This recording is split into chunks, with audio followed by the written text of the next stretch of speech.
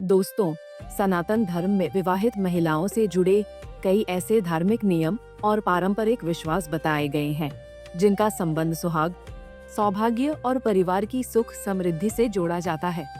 मान्यता है कि कुछ वस्तुएं केवल उपयोग की चीजें नहीं होती, बल्कि उनमें सुहाग और सकारात्मक ऊर्जा का भी प्रतीकात्मक महत्व माना जाता है।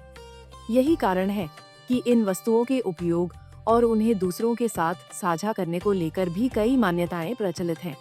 धार्मिक मान्यताओं के अनुसार विवाहित महिलाओं को कुछ विशेष चीजें किसी अन्य विवाहित महिला के साथ साझा करने से बचना चाहिए।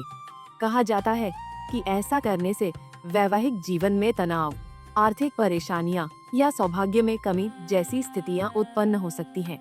ऐसे में सवाल यह पैदा होता है कि आखिर वह कौन सी चीजें हैं जिन्हें किसी के साथ नहीं बांटना चाहिए। दोस्तों, आज की इस वीडियो में हम आपको ऐसी ही वस्तुओं के बारे में बताने वाले हैं जिन्हें शादीशुदा महिलाओं को किसी के साथ साझा नहीं करना चाहिए।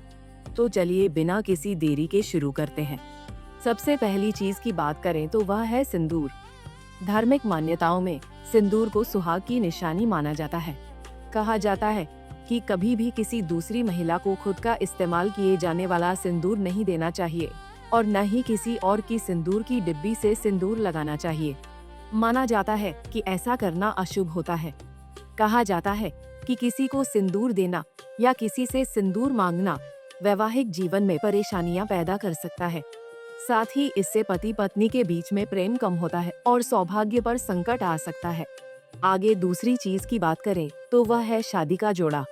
जी हाँ, शादी के दिन पहनी गई चुनरी, साड़ी या फिर अन्य वस्त्र जिसे आपने अपने विवाह में पहना हो, किसी को भी भूलकर नहीं देना चाहिए। कहा जाता है कि यदि आप किसी को अपना शादी का जोड़ा पहनने को देते हैं तो इससे आपके सौभाग्य के साथ साथ समृद्धि में भी कमी आ सकती है।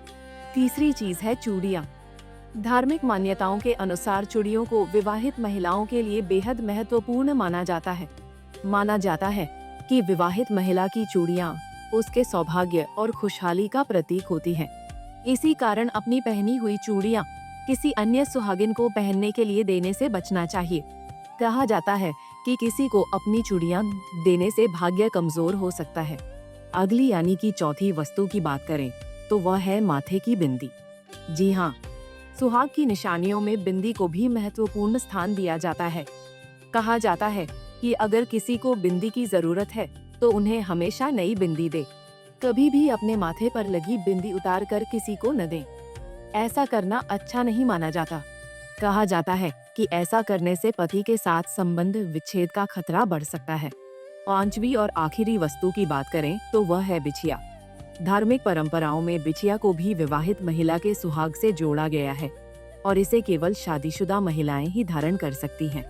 मान्यता है कि इसे किसी अन्य महिला को पहनने के लिए नहीं देना चाहिए, क्योंकि मान्यता है कि इससे सौभाग्य छिन सकता है और आर्थिक परेशानियों का भी सामना करना पड़ सकता है। ऐसे में इसका व्यक्तिगत उपयोग ही उचित माना जाता है।